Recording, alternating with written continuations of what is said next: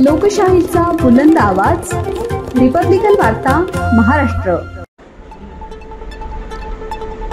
बालिका हत्येच्या निषेधार्थ मालेगावमध्ये कडकडीत बंद, महिलांचा मोर्चात लक्षणीय सहभाग।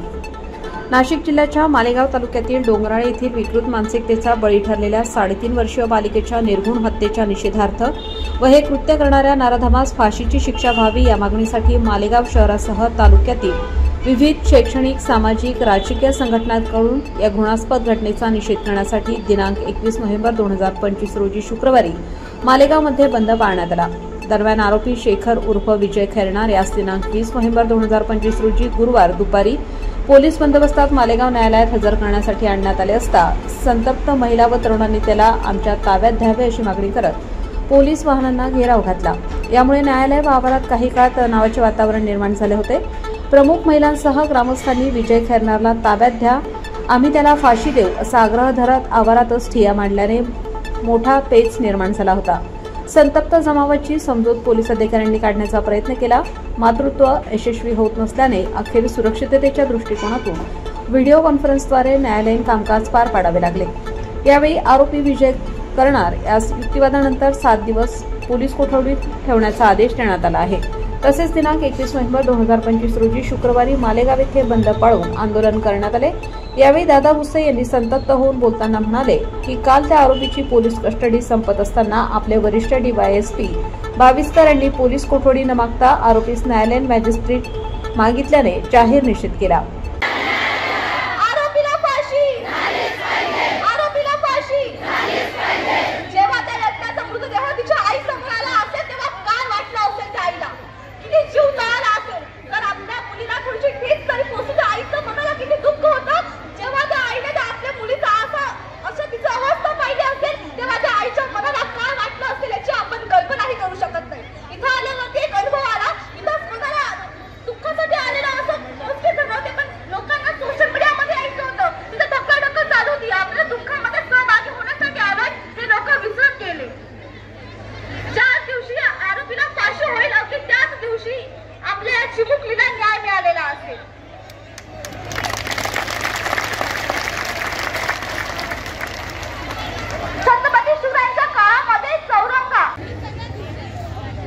एवढ्या गंभीरतेने त्या बालिकेचा जीवनपट जर आपण बघितला, तिच्या जन्मापासून त्याच्या कुटुंबाची गोष्ट आणि ही घटना होण्याच्या 4 दिवस आधीचा त्या बालिकेचा जर व्हिडिओ ABCD शिकवताना त्या बालिकेचा हरवलेला फोटो आणि त्यानंतरचा त्या बालिकेचं ते काही दृश्य पाहून आलं, मला वाटतं की आपल्या प्रत्येकाची तळपायाची आग मस्तकाला भिडलेली आहे।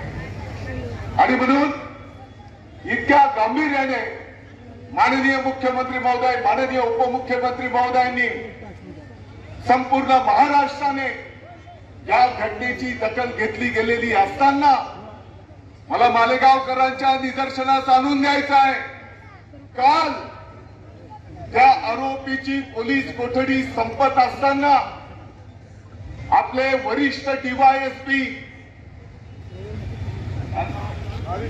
बाविस्कर यांनी पोलीस कोठडी न मागता त्या आरोपीसाठी मॅजिस्ट्रेट कस्टडी MC मागण्याचा प्रयत्न त्या ठिकाणी केला। या गोष्टीचा मी जाहीरपणे निषेध करतो, तुमचा धिक्कार करतो। एकीकडे माननीय मुख्यमंत्री महोदय, माननीय उपमुख्यमंत्री महोदय, संपूर्ण महाराष्ट्राची जनता त्या आरोपीला फाशीची शिक्षा झाली पाहिजे म्हणून आपण पाठपुरावा करतो आहोत, आणि दुसरीकडे आपले डीवायएसपी त्या आरोपीला पाठीशी घालण्याचं काम करतात। मला वाटतं की डोंगराळे आणि मालेगाव तालुक्याला बदनाम करण्याचं हे कुटील कारस्थान आहे, आणि म्हणून ज्या डीवायएसपीने हे कृत्य केलेलं आहे, कारण ही केस जेव्हा कोर्टात चालेल तेवढे पुरावे, पोलिसांचा रिपोर्ट याच्यावर त्या आरोपीला फाशीची शिक्षा होणार आहे। माननीय मुख्यमंत्री महोदयांनी फास्ट ट्रॅक कोर्ट वरिष्ठ वकील तज्ञ देण्यात निर्णय केला आणि कोणाच्या सांगण्यावरून. रिपब्लिकन वार्ता महाराष्ट्र न्यूज साठी Muktaram बागूर, Nandgaon, Nashik.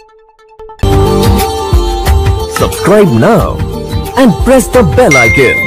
Never miss an update.